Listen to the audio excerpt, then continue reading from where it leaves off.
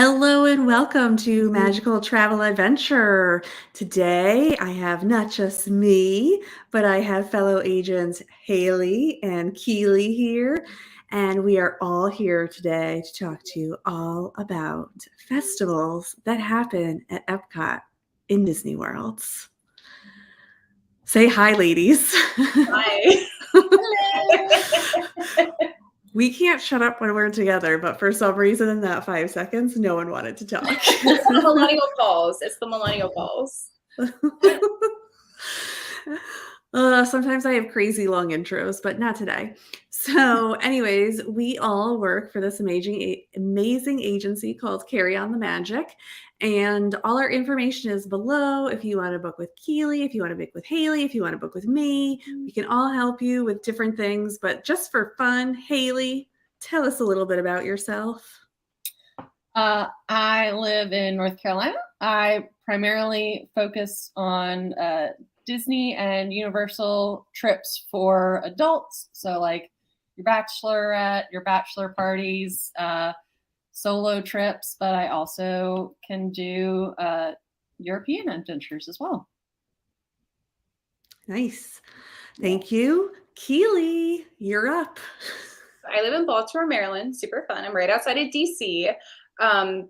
And I specialize in Disney and Universal split stays, or just Disney and Universal by themselves. If you can't tell, behind me I have Harry Potter and Disney. And I also specialize in all inclusives. My husband and I just got married back in October. So that sparked my want to help out with planning honeymoons and doing all inclusives, which I've done previously. And, I know how stressful that can be, especially when you're planning a wedding. So it's nice to have someone that can help plan your honeymoon and all that stress is taken away after the wedding. Yeah, especially with all those details and planning, like you're doing a lot already with your wedding. You want to just do the enjoyment part of the travel. Oh, exactly. Okay, so here we are today to talk all about the Epcot festivals. I was going to do a boring video all by myself and just talk about them, but this seems like a topic that I definitely need other people to experience. More specifically because I don't drink, really. So I don't know if I can explain the festivals as well as other people. Got it. Yep. Hayley and I can do that. All right. So I think we should probably start that Epcot has different festivals throughout the year. There's probably about, I don't know, like 5 weeks the whole year where there's not like a festival going on at this point. Yeah. Like that. The biggest chunk I think is between Food and Wine and Festival of the Holidays. Yep. Oh, I was thinking of the other. Because Festival of the Holidays is only like a month. Because I think it's like towards the end of November to and then Food and Wine I think is like 4 months. 4 months? Yeah. Right, but that's the biggest gap when there's no festival. Oh, I thought you were saying the longest. Okay, I thought you were saying the longest. Oh, no. I was like, Festival of Holidays like the shortest. Okay. Yeah, no, you're right. You're right. I think that's the longest gap. Which is like 2 weeks. Yeah. Okay, so we're going to start talking about them like in order sequentially in the year. So in January, I wouldn't really say that the Festival of the Holidays is still going on. They pretty much like stopped that on New Year's Day. Done by the end of January or end of December. Yeah. So when we start the year, there really isn't a festival, but they're getting ready for Festival of the Arts. And if you don't understand that acronym, it's FARTS. Yep. And it's a big joke in the Disney community that we call it FARTS. So just be aware. Meredith was there. Were you there this year, Keeley? Were you there, Hayley, too? Oh, no. She was just there. I went last year, and we could talk about the festival. The biggest regret I have is that when I went, I was like, oh, I'm definitely going to paint one of the numbers on the wall. You didn't? What is the only thing that I missed? No. Oh. That's like the thing that I want to do the most whenever I finally get to do Festival of the Arts. I know. All right, Keeley, well, you were just there, so why don't you tell us a little bit about Festival of the Arts? Okay, so Festival of Arts is revolved around Figment. I have my Figment popcorn bucket back there, which is one of the rides in Epcot. And he's all about it's big journey into imagination with Figment is the ride. So Imagination Festival of the Arts. So he's like the icon of the festival. And it's all art. So you have really cool, like the foods like deconstructed at the food booth. So it's like really cool, like creative things. I mean, all the festivals have really fun food and drinks, but I feel like Epcot, or I feel like Festival of the Arts does it better because it's more artsy and they have like just, I don't know, like a lot of like deconstructed stuff, just really interesting things. So you have that with the food booths. You have artists that are there. They rotate. I think the festival's like 6 or 7 weeks. So they rotate, I think every week they have, and most of them will stay for the length of it. So you can purchase paintings, you can buy prints, you can buy all kinds of really fun stuff. They have the painting. It's just a big wall. I don't even know, it's like 20, 30 feet long. It's paint by number. They have the, I'm trying to think what else they have. The cutouts of like famous paintings. Like I have one like the Mona Lisa. So you go up and you take pictures with that. They have like some of the Van Gogh paintings, the cafe painting, like throughout the park, mostly in World Showcase. What else? I know the chalk drawings, the Oh artist. yes, so that's when you're walking back to you're walking through Port of Entry to go into the World Showcase. All along there, they have all the chalk paintings, and when you're there, they're actually like drawing them. There's like chalk artists there, so they're not just like there and they change them. I think every like 2 days or every day. It's pretty frequent. They change them. So you can watch them making them. They'll do little ones, they'll do big ones. It's wild. So it's a lot of art. It's a lot of fun, just like creative, fun things to do. They have the scavenger hunt, which they do that throughout all the festivals. They just change the theme of it per festival. I think that's. Do you remember who it is that you search for in Festival of the Arts? I want to say it's Pascal. I think you're right. Yeah, because I saw him on the side of one of the buildings in Italy. I think you're right. I think it's him because I know Flower and Garden Spike. Mm-hmm. Food and Wine is Remy, but wasn't Remy in Festival of the Arts? Because you were sending me pictures from Festival of the Holidays. Holidays is Olaf. So that's who it was. Okay.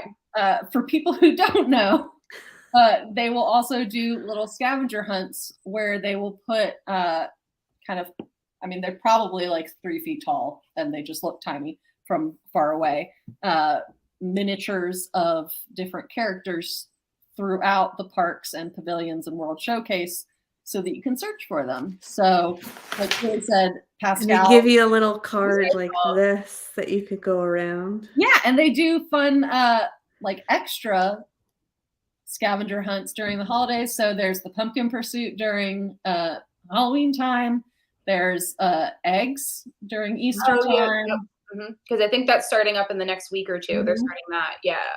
Yeah. So it's a fun way to get the kids involved when you're trying all the foods that they probably won't eat. I was going to say, people say Epcot isn't for kids. It 100% is. Mm-hmm. There's so much. I feel like people don't realize that there's so much for kids to do in Epcot. I think they think World Showcase, drinking around the world, big rides. There's so much to do for kids. So much. Especially more so in the past few years. Yeah. Oh, yeah.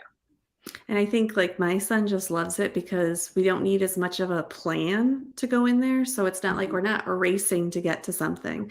It's like the pumpkin pursuit, the scavenger hunt is his absolute favorite thing to do. He loved doing that. He talks about it all the time. We have our this is the little prize you get. And he just loves this kind of stuff. That's the kind of stuff kids like to do. They love that fun entertainment. And he was really into finding it. So I really like that. Now, along with the festivals, I have to say the festivals are free. It's not like some extra entry that you need to do or anything like that. The things that are there are just there. You don't have to buy the art, but you can look at the art. There are festival booths that you can buy food or drinks. You don't have to, but obviously they do cost money. They're not free. So those are that things like this that are the pumpkin pursuit, doing the scavenger hunt. They do cost money to pick up one of these. They're $10 to pick them up. And let me tell you, it's probably the best souvenir you'll get. And you can search for them, obviously, without paying the $10. Right. And even if you don't get everything, they'll still give you the prize. It's not like they won't give you. I mean, and it's a little thing. It's not anything special. When Hayley was there where were you there? The end of November, was it? she was sending me pictures and she's like, guess where this Olaf is? Guess where this Olaf is? And I'm like, we're on top of like food booths. So I'm like asking my husband, I'm like, help me figure out which ones these are. So we had our own, like, that's part of it too. You can have your own with your friends who know Epcot like very well. So yeah, no, it's fun because, and it's also, you're just like, oh my gosh, look, there's like a little Olaf or there's a Remy, and it's just like fun to like, pick up those little details even if you're not looking for them. It's just that a little bit of magic. Yes, and I will say, I keep going the wrong way. This is some of the art that I have gotten before at Festival of the Arts. Not all planned. It just really happened that all these things were in my reach during this show. So it finally paid off that that stuff was sitting all right here. That's funny. Okay, anything else about Festival of the Arts? Oh, they do have music. So I have my booklets over there just out of reach. They do have concert, or they do the Broadway series. Oh, that's right. That's important. Yeah, so they'll do, I mean, obviously it's not the whole Broadway, but they'll have one of like the main performers from like different Disney, I think mostly Disney centric Broadway shows. They'll come and just do some of the songs from Broadway. I don't know Broadway too well, so I don't know what you would call them besides songs from Broadway. And I don't know. And they have like the dining package, not the dining plan, just the dining package, which they have that for all the festivals for any of their concert series.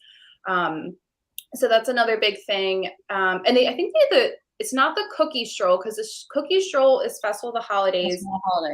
This year for Festival of the Arts, it was colorful something. So if you get, it's similar to the kids, or I wouldn't say the kids, but the scavenger hunt, where you get stamps in the back of your booklet, and you have to buy a certain type of food at each booth. And I think it's like 5 of them, and then you get like a free like dessert at the end, just like the cookie strolls, like a free cookie at the end.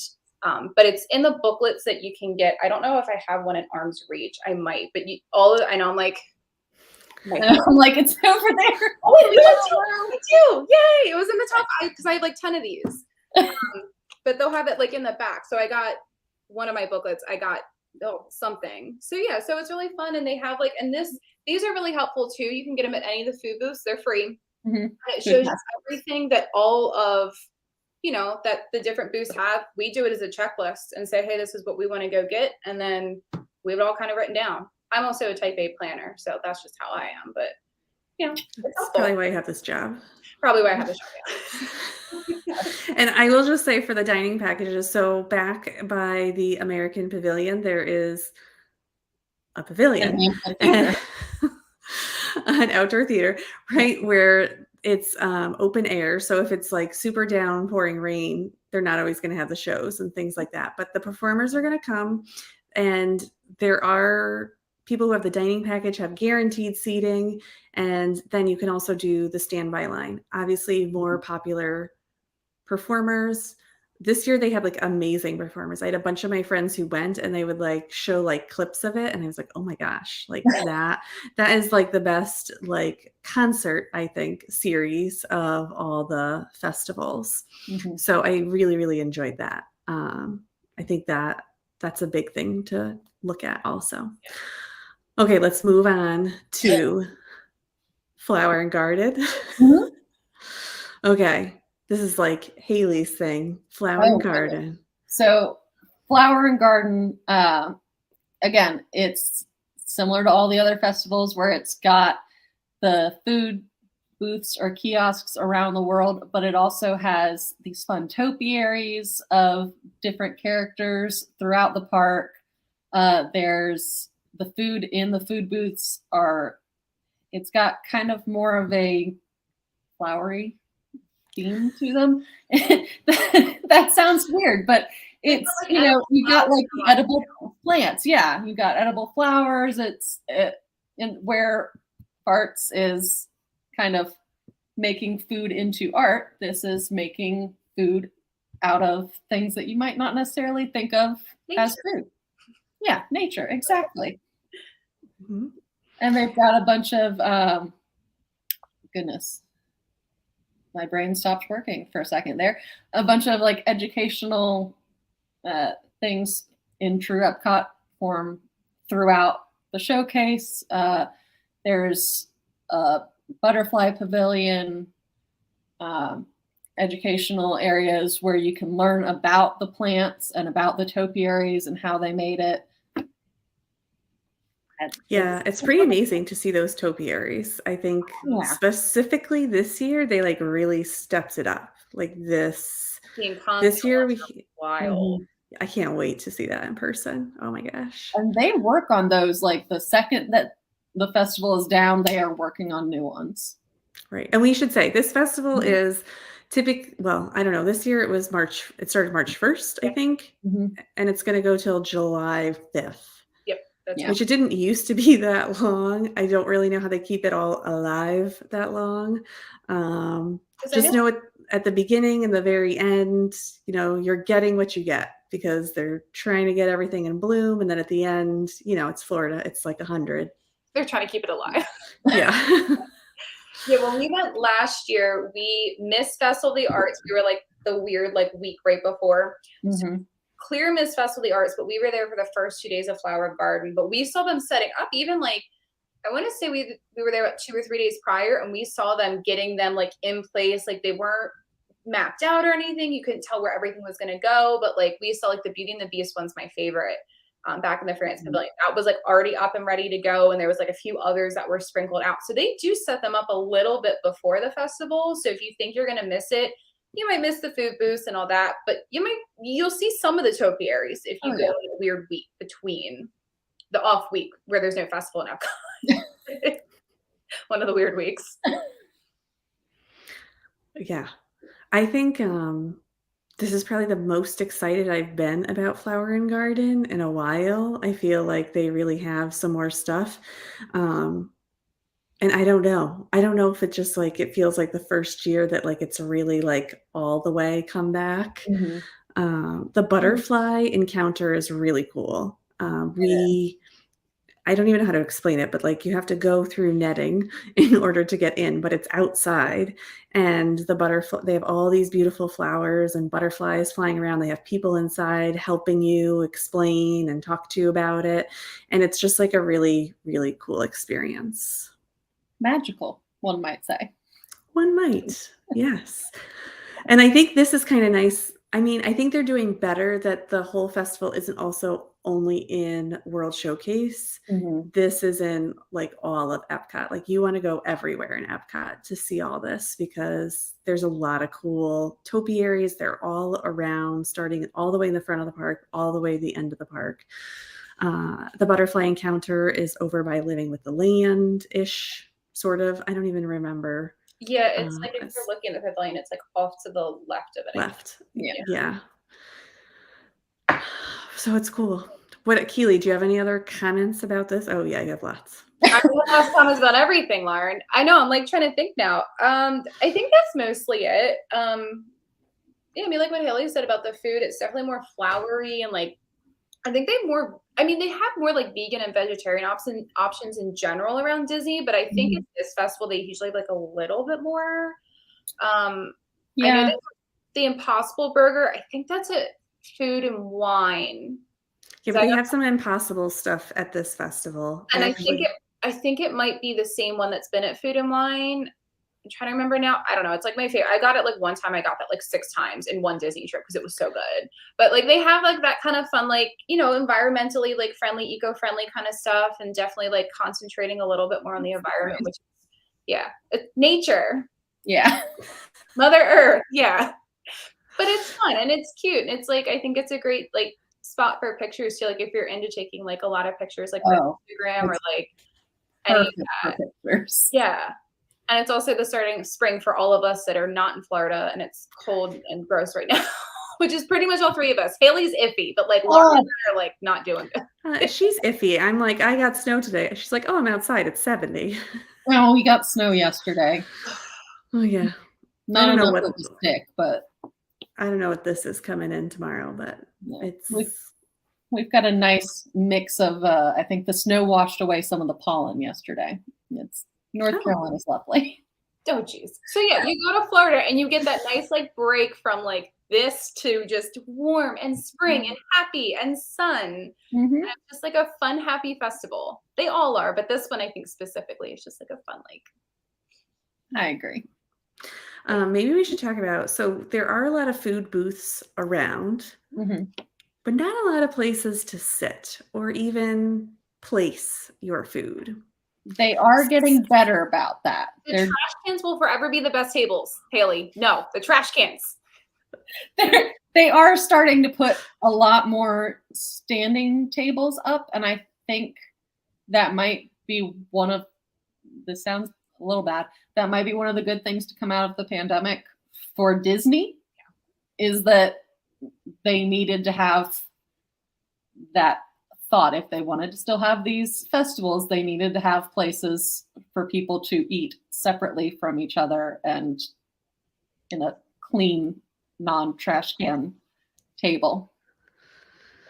And they do sometimes open up buildings that they don't use anymore to allow you to sit in there. So there are different options, and it kind of changes depending on what festival it is. And it's really hard to, like, you'd have to work with a travel advisor to know that kind of stuff, or you can go into a deep dive yourself and try and figure it out, because it changes with each festival and each year. They have started using the Odyssey Pavilion. And that, but you know what, even being in there this year, because we were in there when it was the when they had the Epcot, they had the projections of everything they were going to do. That was the last time I was really in there. Like, we'll cut around there sometimes, or like if it's open, we'll use, those are like my favorite bathrooms. I don't know why I talk about bathrooms every time I'm on somebody's, like, but like bathrooms are a huge part of your vacation. But anyway, so that was the last time we were in there. It was a show basically. So when we were in there this time, I mean, there still wasn't that many tables. I felt like it was still maybe like 30 tables, maybe, because you have artists in there and their artwork. So you're still like, it's nice. It's air conditioning. That's where the Figment popcorn buckets were. So there's a lot of floor sitting going on. Yeah. Floor sitting and lap tabling. Yeah. And there's nothing for kids. Like, it's adult height tables, so kids are not going to be up there. So I know that's one of the issues. Like, that's an entire reason we still have my son go in a stroller, is so he has a place to sit for things like this. But it's really hard if you want to stand all day eating. That can get, it's not like there's benches either. Like, don't. I was gonna say, I think the only benches I can think of, there's like a handful in France and like a handful in Germany. I sat on them before because there was nobody on them, and I snagged a spot. Outside of that, there might be one random one every once in a while, but yeah, it's not anywhere consistent. You gotta sneak back into the back areas of Canada. My favorite spot. Yeah, that's super fun. You know where else I noticed this last time too had tables? The African Outpost. They had like tables with umbrellas. I never like noticed that, and then this time I like was like, oh, they have like actual tables you can sit at, but of course it's like 4 of them. So yeah, and it's not near any of the countries or the food booths. So how is that useful? But yeah. We hid under the umbrellas when it was raining one day, so that's how I committed that to memory. Very nice. All right. Are we good to move on to food and wine? The big mama, if you will. The big mama. Okay. Yeah. This is like my, I don't want to say it's my least exciting one, but I'd love to hear your perspective. Who wants to start? Food and Wine is the original festival. I think that's why. I think it's because it's the original. It's been around the longest. It's fun. Oh, wait. Okay. When does it start again? It still starts in July, right? I think it's like the end of July. July or August. Yeah. That's the one they keep bumping up sooner and sooner. Yeah. So sometime in July to sometime in November. Yeah. Like right before, usually like the weekend before Thanksgiving. And then they take that week between that and Thanksgiving to set up Festival of the Holidays. And then Festival of the Holidays starts like it's right after Friday Thanksgiving. After Thanksgiving. Yeah. That one's pretty consistent. Yeah. Okay, so let's talk about food and wine that goes July-ish to November-ish. Go Hayley. You go. I'll let you go. So food and wine, as I said, is pretty much the starting festival, or the original festival for Epcot. So it doesn't so much have a theme as the other ones do, other than food and wine. So I would say that's a good gateway for any of your foodie friends to go. They do try to get some more unusual foods at the booths, unless you're going to Italy, and then it's just going to be like ravioli and lasagna. But it's a fun way to try new foods that you wouldn't necessarily have thought of otherwise in small portions, so you don't have to commit to it, which is great if you know a picky eater like me, or or a picky drinker like me. Yeah. Then you take a sip and then you give the rest to me, and that's perfect. That's All I right, like Keeley, go. What do I look like? I'm bursting to say something? Yes. No, I like what Hayley said about, because this is true for all the festivals, and this is how I describe it to people. It's kind of like tapas. You're not getting big portions. You're getting these little like, I don't say it's not bite size. They're decent size for what you're paying for Disney, and you can snack. Like, you can get like 10 different things throughout the day if that's what you want to do. So it's like sampling. You can sample all kinds of different stuff, and if you don't like it, then yeah, you might be out like $6 or $7. But hey, you tried it, and you're only out $6 or $7. Go to the next booth, find something else that you like. But yeah, that's the fun thing. And I think does Food and Wine I think they have like a few extra booths than all the other festivals, or maybe I'm just thinking Food and Wine. It's just like, yeah, no, they do. Yeah. So they definitely have a lot more. Yeah, I feel like it's like you said, there's not like that much, like, you know, like the topiaries, you don't have any like fun art. It's like there's like cool merch. Like, I have like a Tervis cup that I got from 2019 when we went. It's literally my favorite cup. I use it like all the time. Of course, I'm washing it right now, so I don't have it up here. But it's a Food and Wine cup. It's got Mickey and Minnie on it. I think Figment, like there's like a small Figment somewhere. It has the Eiffel Tower. It's super cute. But yeah, it's just like, if you're a foodie or like you want to be a foodie, then that's the festival that I would go to. Yeah. And they've got the best food scavenger hunt, in my opinion, because it's the cheese one. Was it the fromage? Yep. It's like a play on words, and I can't remember. It's fromage something, but yeah, cheese. Yeah, it's cheese. So you go to, you get that little passport, and you get it stamped when you get X number of cheese dishes at the different kiosks. And I think it's a cheesecake is usually your you're right. Yep. Prize, which you could also buy, but it's a cheesecake in like a Food and Wine tumbler. That's how they get you. Yeah. Nice. Always a sucker for merch and cheese. And cheese. And cheese. We should also mention, so these are booths, so they're like out in the regular world. They're not inside normally. But they don't like if Epcot opens at 8 a.m., the booths don't open at 8 a.m. No, and they usually open around 11. Yeah. So just know, if you're going for the food and the wine or any of the festivals, and you're looking for food or drinks, except for one booth, none of them are going to open until about 11 o'clock. There is right now, there's one in the food. There's a breakfast one that they do. Fast track. Yeah.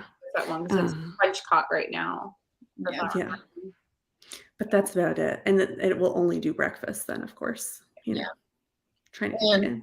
Sorry, side note, there is also a paid Food and Wine event that takes place over at Swan and Dolphin. So if you don't necessarily want to brave the crowds to get into Epcot to do the Food and Wine there, they've got a Food and Wine event over at Swan and Dolphin. I think it's like $70 or $80 a person. I think maybe a little bit more. But it's worth it for everything I've seen. And it's probably higher tier foods than what you would get at the booths within World Showcase. I wonder if you get to sit. You do. Oh. It takes place in that kind of causeway area between the Swan and Dolphin hotels where the boat is. Okay. Well, that's nice, because it's like seats and treats. It costs a little more so you can sit down for the dessert party, but here you get to sit down for the food.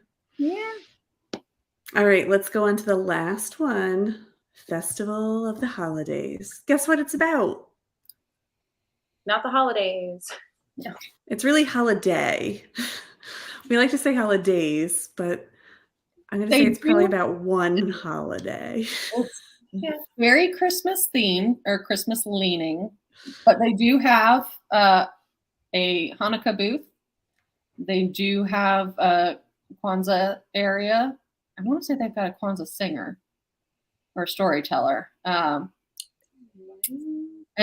that's probably my favorite part about the Festival of the Holidays is they've got the storytellers sprinkled throughout the different showcases. So they've got one at the Hanukkah booth that tells the story of Hanukkah. They've got one over in Norway that tells the story of Father Christmas over there. So it's a good way to know how different people around the world celebrate their winter holiday. Yeah, I think I've only done the Norway one before. I don't know how many other ones I've done, but again, this is usually the day after Thanksgiving till the end of the year, and it's each country is trying to show how they celebrate their end of the year holiday or winter holiday, and it's kind of nice. They have candlelight processional too.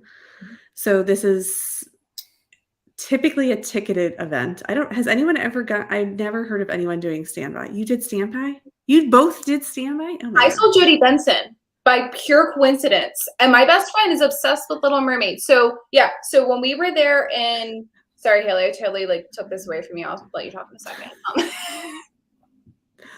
Hayley, you got to get used to this.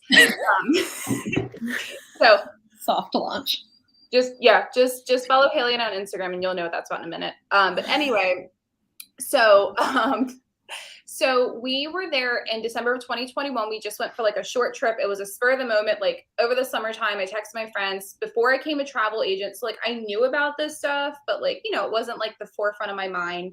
So I texted my friend. I'm like, I really want to go to Disney this year. Let's go in December. We went and we were in Epcot just for one day. I think we did park hoppers. So I think we'd hopped over there.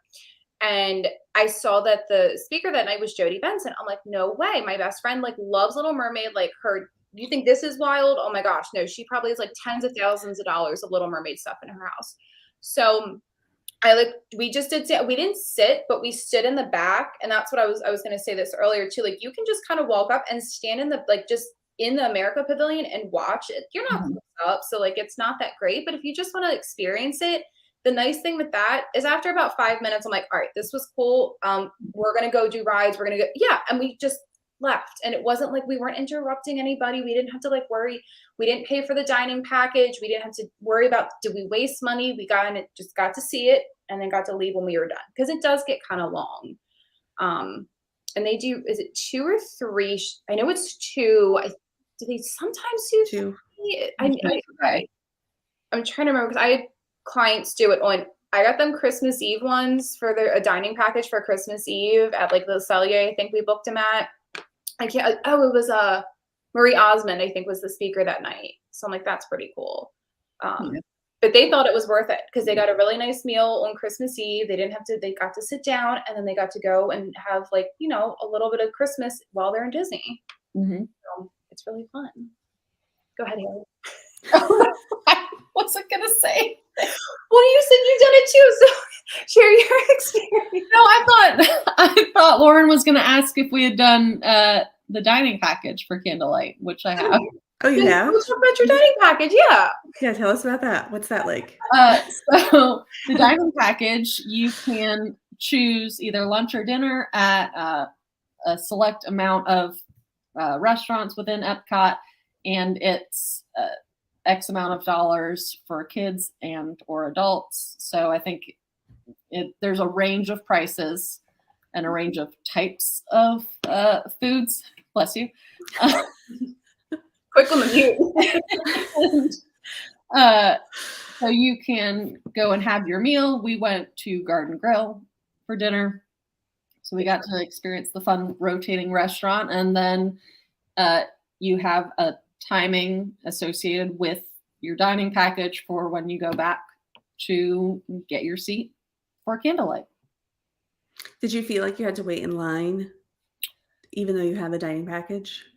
I don't think so. I will be honest. I was probably in my early 20s and wasn't. Caring? Yeah. Got it.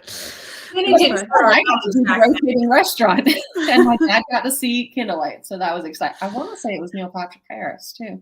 Oh my gosh. What?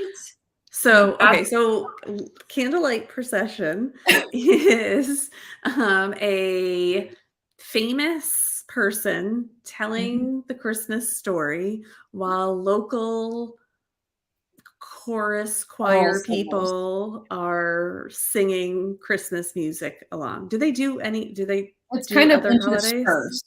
Yeah. Do they do any other holidays? No. Okay.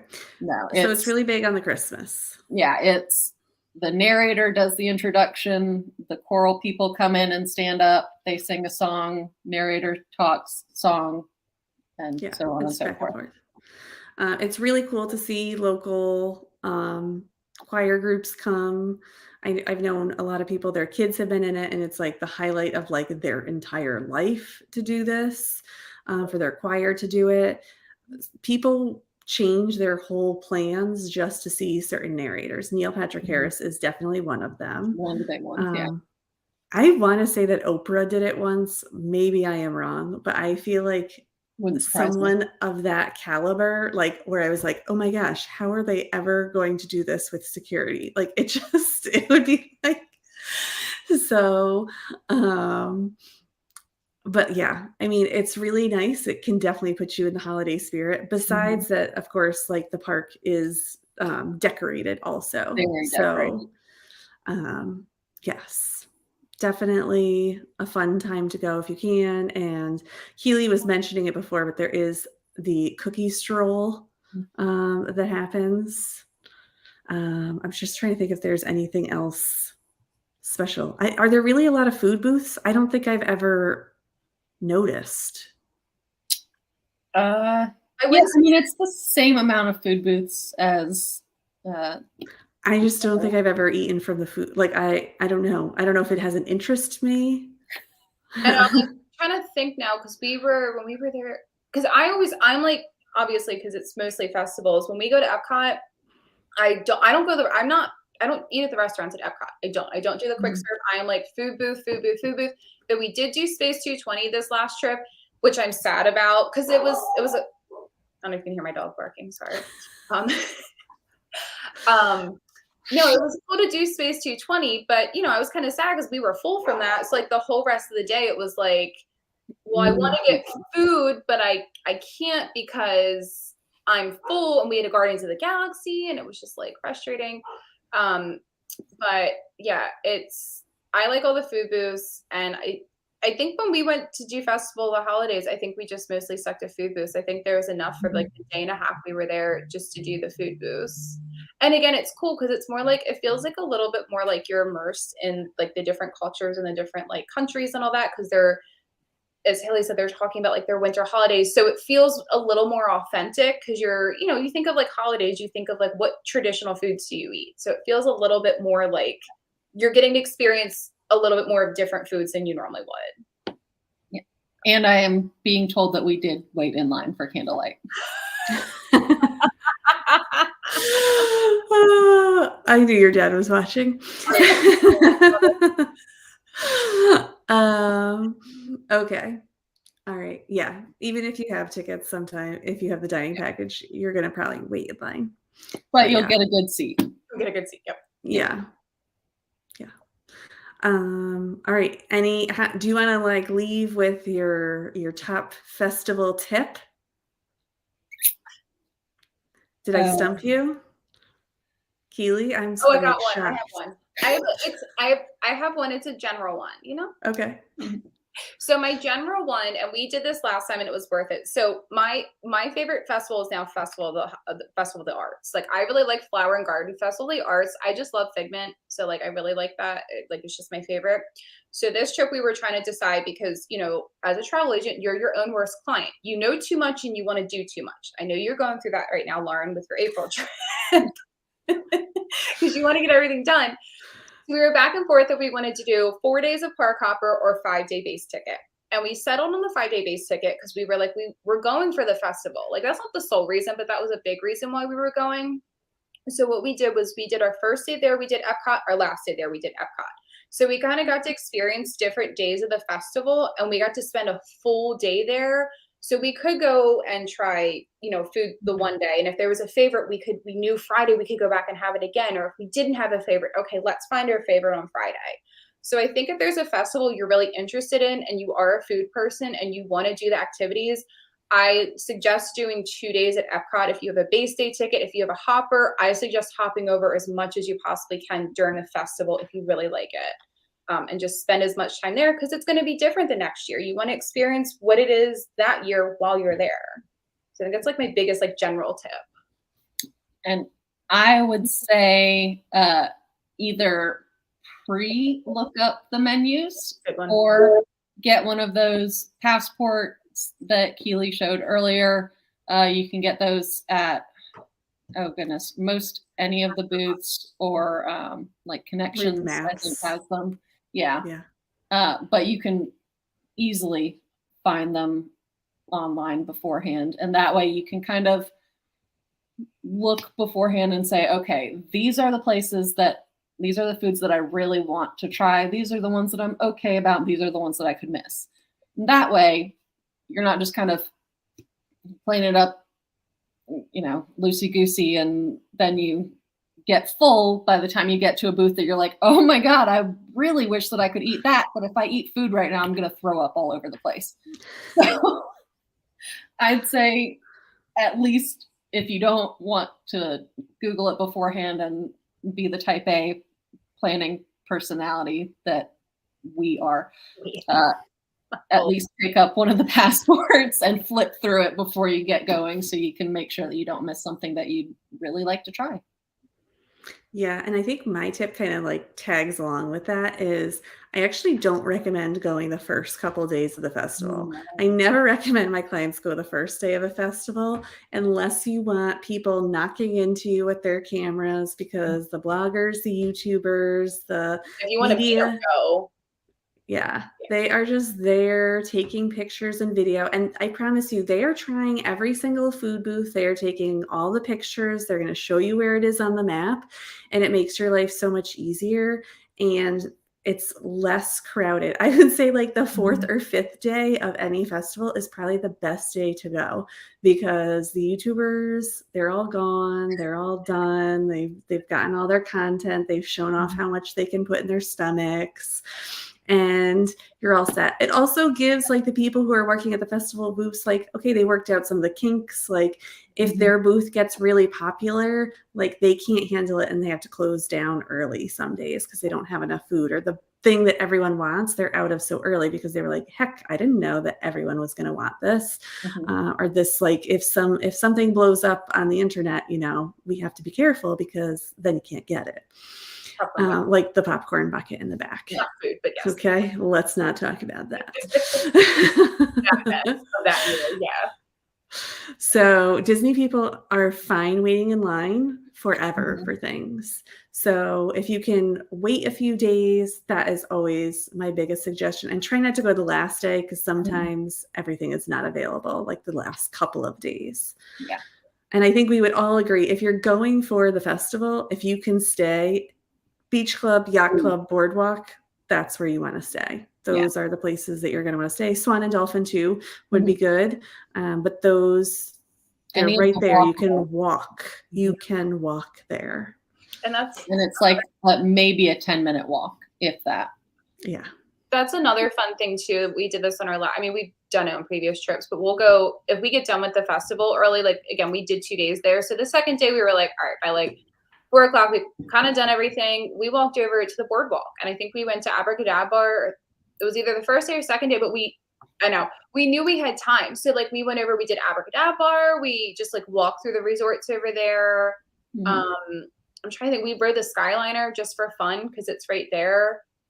So there's so much in that area. So yeah, if you're going to do an Epcot centric or just stuff in that area, it's very advantageous to stay at one of those resorts because you're just so close to everything. It's convenience for sure. Definitely. All right. Well, thank you, ladies. This was such a fun conversation, and I'm extra excited to go to Flower and Garden in a few weeks. All right. Well, thank you, everyone. If you could hit that like, subscribe, and hit that bell notification. And again, all our information is below if you'd like to book with one of us, and we'll see you next time. Bye, everyone.